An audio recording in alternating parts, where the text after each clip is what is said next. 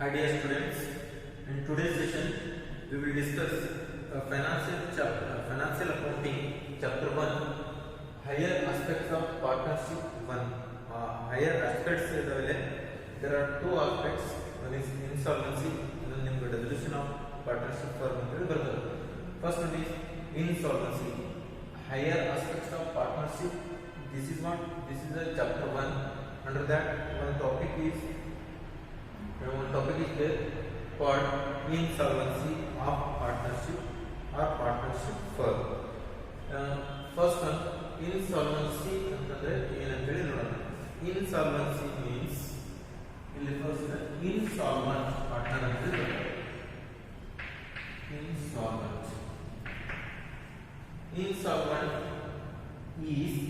is a person or a partner in partnership firm. Insolvent is a person or partner in partnership firm who is unable to pay his debts. Is known as insolvent.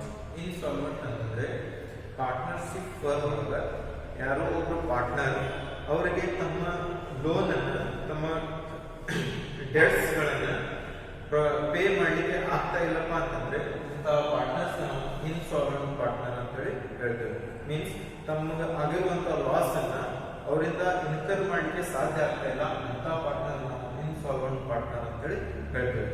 Means one who unable to pay his debts is insolvent. The process of maintaining the insolvent partner's accounts is called insolvency. Okay. ಈ ಇವ್ರ accounts ಅನ್ನ ಇವ್ರ process ಅನ್ನ ಯಾವ ತರ ನಾವು account ಒಳಗ ಯಾವ ತರ ಅಕೌಂಟಿಂಗ್ ಟ್ರೀಟ್ಮೆಂಟ್ ಮಾಡ್ಬೇಕಲ್ಲ ಆ ಟ್ರೀಟ್ಮೆಂಟ್ ನಾವು ಅಕೌಂಟ್ ಇನ್ಸಾಲ್ವೆನ್ಸಿ ಅಂತ ಹೇಳಿ ಹೇಳ್ತೇವೆ. ಇನ್ಸಾಲ್ವೆಂಟ್ ಮೀನ್ಸ್ ಇಲ್ಲಿ ಇನ್ನೊಂದ್ಸಲ ಕ್ಲಿಯರ್ ಮಾಡ್ಕೊಂಡ್ರಿ. Suppose there are 3 partners in partnership firm. ಒಂದು ಪಾರ್ಟ್ನರ್ಶಿಪ್ ಫರ್ಮ್ ಇದೆ, ಅಲ್ಲಿ 3 ಪಾರ್ಟ್ನರ್ಸ್ ಇದ್ದಾರೆ. ಸಪೋಸ್ ಪಾರ್ಟ್ನರ್ಶಿಪ್ ಫರ್ಮ್ ಒಳಗ ಇನ್ಸಾಲ್ವೆಂಟ್ ಯಾವಾಗ ಆಗ್ತಾರಪ್ಪ ಅಂತಂದ್ರೆ ಪಾರ್ಟ್ನರ್ಶಿಪ್ ಫರ್ಮ್ ಒಳಗ ಲಾಸ್ ಆಗಿರುತ್ತೆ. In case of partnership earn profit, then there is no term arise insolvency the question ಬರಂಗಿಲ್ಲ. But in case of partnership got loss, partnership firm ಮೇಲೆ loss ಆಗ್ತದೆ, partnership firm loss incur ಮಾಡ್ತಾ ಇದೆ ಅಂತಂದ್ರೆ ಅವಾಗ ಎಷ್ಟು ಜನ ಪಾರ್ಟ್ನರ್ಸ್ ಇರ್ತಾರೆ ಎಲ್ಲರೂ ಸೇರಿ ಆ ಪಾರ್ಟ್ನರ್ಶಿಪ್ ಫರ್ಮ್ ಒಳಗ ಆದಂತಹ ಲಾಸ್ ಅನ್ನು ಇನ್ಕರ್ ಮಾಡಬೇಕಾಗ್ತದೆ. ಓಕೆ, ಸಪೋಸ್ ಇಲ್ಲಿ 10,000 ಲಾಸ್ ಕೊಡಿ ಅಂತ ಹೇಳಿರ್ತಾರೆ. ಇವ್ರದ್ದು ರೇಷಿಯೋ 5:2:3 ಇದೆ. ಇದರ ರೇಷಿಯೋ ಪ್ರಕಾರ ಅವರು ತಮ್ಮ ಲಾಸ್ ಅನ್ನು ಇನ್ಕರ್ ಮಾಡಬೇಕಾಗ್ತದೆ. ಬಟ್ ಇನ್ ಸಮ್ ಕೇಸಸ್ ಇಲ್ಲಿ ಸಪೋಸ್ ಇವರು 3,000 rupees ಕೊಡೋದು according to the ratio. Mister B pay 2,000, then Mr. A should pay 5,000 of loss. ಇವರು 3 ಜನ ಸೇರಿ ಟೋಟಲ್ 10,000 rupees ಅನ್ನು ಪೇ ಮಾಡಬೇಕಾಗ್ತದೆ. ಬಟ್ ಇನ್ ಸಮ್ ಕೇಸಸ್ ಇಲ್ಲಿ ಏನಾಗ್ತಪ್ಪ ಅಂತಂದ್ರೆ Mr.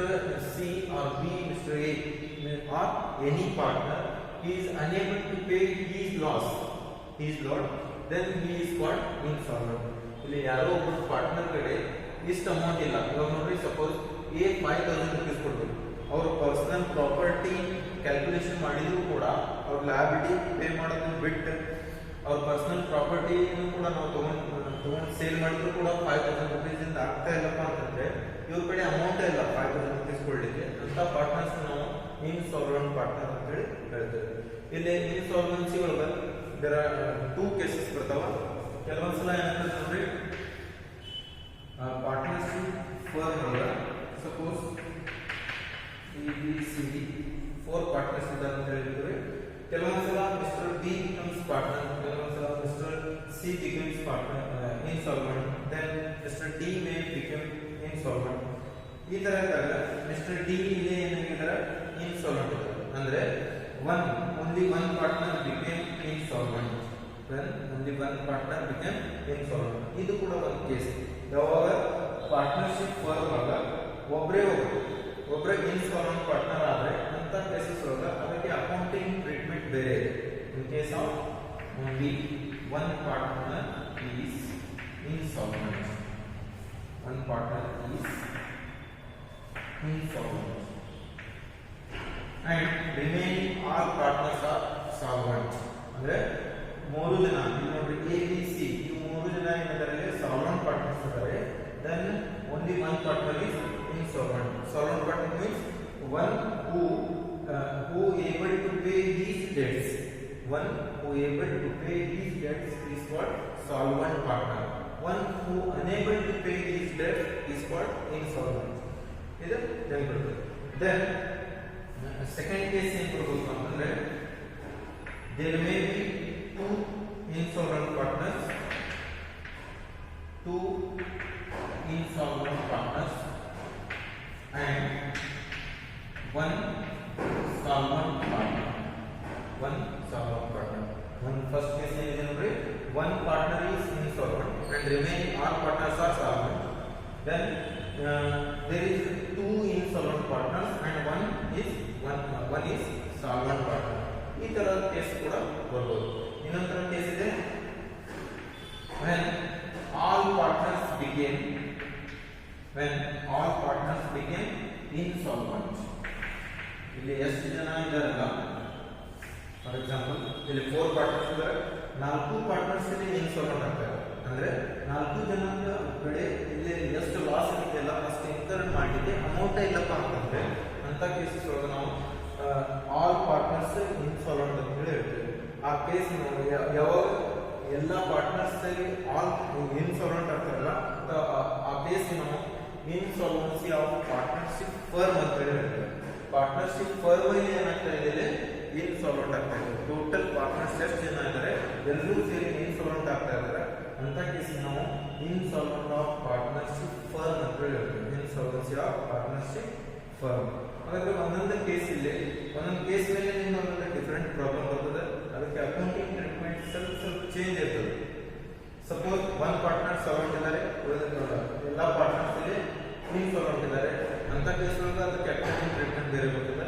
One partner is insolvent, remaining all partners are solvent. ಅಂತ cases ಒಳಗೂ ಕೂಡ ಅಲ್ಲಿ ಅಕೌಂಟಿಂಗ್ ಟ್ರೀಟ್ಮೆಂಟ್ ಬೇರೆ ಬರ್ತದೆ.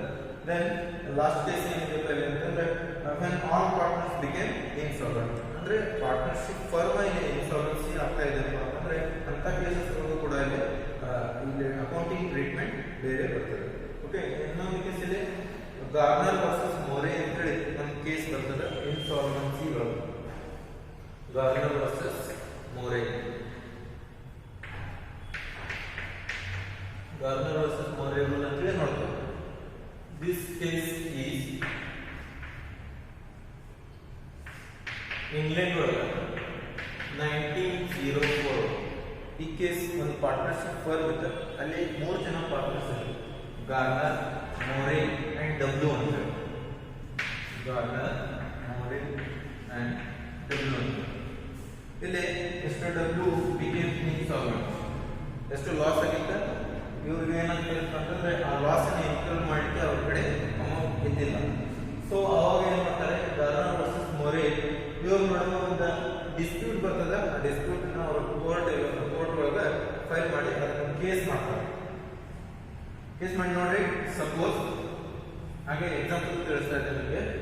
ಇಲ್ಲಿ ಒಂದು ಪಾರ್ಟ್ನರ್ಶಿಪ್ ಫರ್ಮ್ ಒಳಗೆ ಟೋಟಲ್ 50,000 ಲಾಸ್ ಆಗಿದೆ ಅಂತ ಹೇಳ್ಬೋದು. 50,000 loss. he should pay 30,000, then he should pay 15,000 and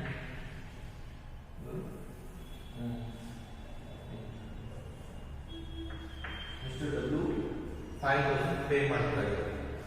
ಅಂದ್ರೆ ಗಾರ್ನರ್ 30,000 ಪೇ ಮಾಡ್ತಾರೆ, ಮೋರೆ 15,000 ಅಂಡ್ ಡಬ್ಲ್ಯೂ ಇದಾರಲ್ಲ ಅವ್ರು 5,000 ಲಾಸ್ ಅನ್ನ ಇಲ್ಲೇ ಪೇ ಮಾಡ್ತಾರೆ.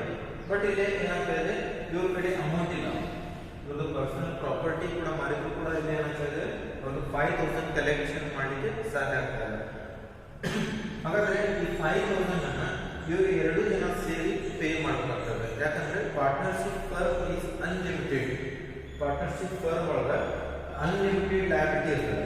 ಪಾರ್ಟ್ನರ್ಸ್ ಎಷ್ಟು ಜನ ಇರ್ತಾರಲ್ಲ ಅದು ಎಷ್ಟೋ ಲಾಸ್ ಬರಲಿ ಪಾರ್ಟ್ನರ್ಶಿಪ್ ಫರ್ಮ್ ಒಳಗೆ ಆ ಲಾಸ್ ಅನ್ನ ಯಾವುದೋ ಲಿಮಿಟ್ ಇರ್ತಕ್ಕೆ ಏನು ಮಾಡಬೇಕಾಗ್ತದೆ, ಇನ್ಕರ್ ಮಾಡಬೇಕಾಗ್ತದೆ. ಸೊ ಅದಕ್ಕೆ ನಾವು partnership firm is unlimited liability ಅಂತ ಹೇಳ್ತೇವೆ. ಆ ಪಾರ್ಟ್ನರ್ಶಿಪ್ ಫರ್ಮ್ ಒಳಗೆ ಅನ್ಲಿಮಿಟೆಡ್ ಲಯಬಿಲಿಟಿ ಇದೆ. ಈ 5,000 ಇವ್ರದ್ದು ಲಾಸ್ ಕೂಡ ಮಿಸ್ಟರ್ ಗಾರ್ನರ್ ಅಂಡ್ ಮೋರೆ ಇವರು 2 ಜನ ಸೇರಿ ಈ ಲಾಸ್ ಅನ್ನ ಇವ್ರು ಪೇ ಮಾಡಬೇಕು. ಹಾಗಾದ್ರೆ ಇವ್ರ ನಡುವೆ ಬಂದಂತ ಡಿಸ್ಪ್ಯೂಟ್ ಏನಪ್ಪ ಅಂದ್ರೆ ಈ 5,000 ಯಾರು ಎಷ್ಟು ಪೇ ಮಾಡಬೇಕು. ಸಪೋಸ್ 2,500 ಈಕ್ವಲ್ ಆಗಿ ಡಿಸ್ಟ್ರಿಬ್ಯೂಟ್ ಮಾಡಬೇಕು ಅಥವಾ according to their profit ratio ಈ ಕ್ಯಾಪಿಟಲ್ ರೇಷಿಯೋ ಮೇಲೆ ಅವರು ಇದನ್ನ ಮಾಡಬೇಕು. ಈ ಒಂದು ಡಿಸ್ಪ್ಯೂಟ್ ಬರ್ತದೆ, ಅವರು ಕೋರ್ಟ್ ಒಂದು ಕೇಸ್ ಒಂದು ಡಿಸಿಷನ್ ಕೊಡ್ತದೆ.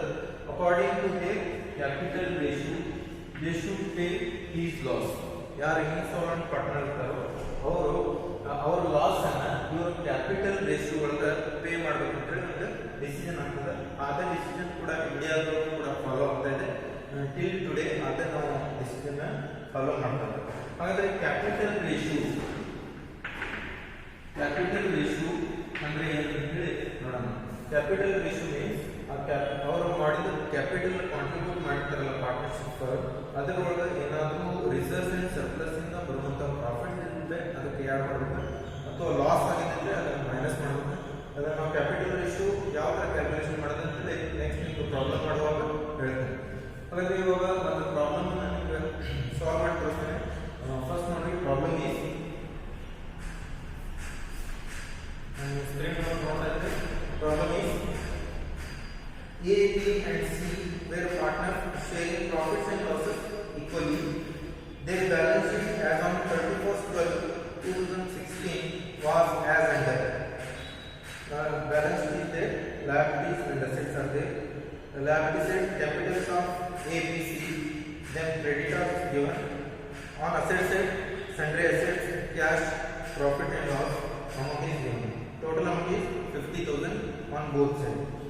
Next, on the above date, the partners decided to dissolve the firm. Sundry assets were sold for 31,000. Mr. C became insolvent and was unable to bring anything from his private estate. Prepare necessary accounts to close the books of firm, applying Gardner versus Moran. This is what the question was in, right? Mr. A, B and C were partners. Total there are 3 partners.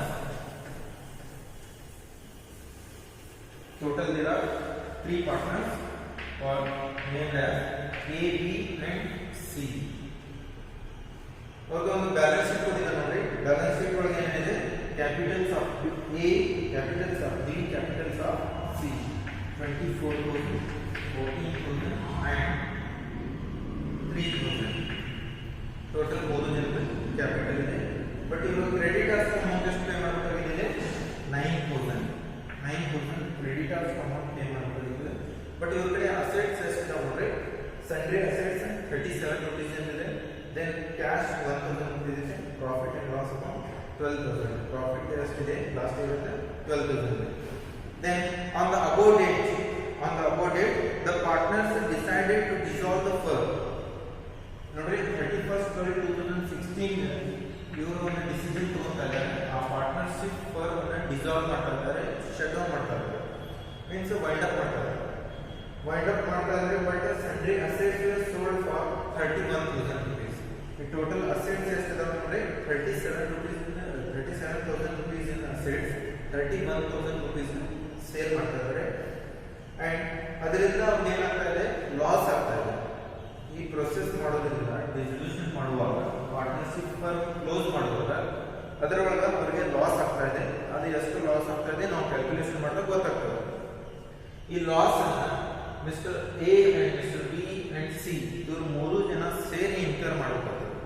ಅಂದ್ರೆ ಅದು ಎಷ್ಟೋ loss ಬರಲಿ ಅದು equal ಆಗಿ ಅವರು distribute ಮಾಡಬೇಕಾಗ್ತದೆ. ಅಥವಾ agreement ಇದ್ರೆ ratio according to their agreed ratio they have to pay their losses. ಇವ್ರಿಗೆ ಎಷ್ಟು ಲಾಸ್ ಬರ್ತಾ ಇದೆಯಲ್ಲ ಆ ಪಾರ್ಟ್ನರ್ಶಿಪ್ ಫರ್ಮ್ ಡಿಸಾಲ್ವ್ ಮಾಡಿದ್ಮೇಲೆ ಅಷ್ಟು ಲಾಸ್ 3 ಜನ ಸೇರಿ ಇಲ್ಲೇ ಪೇ ಮಾಡಬೇಕಾಗ್ತದೆ. ಬಟ್ ಇಲ್ಲಿ ಲಾಸ್ಟ್ ಏನು ಮಾಡಿಲ್ಲ ನೋಡ್ರಿ, mister C became insolvent and was unable to bring anything from his private estate. ಇಲ್ಲಿ ಮಿಸ್ಟರ್ ಸಿ ಇದ್ದಾರೆ, he is unable to bring anything from his private estate. He became insolvent.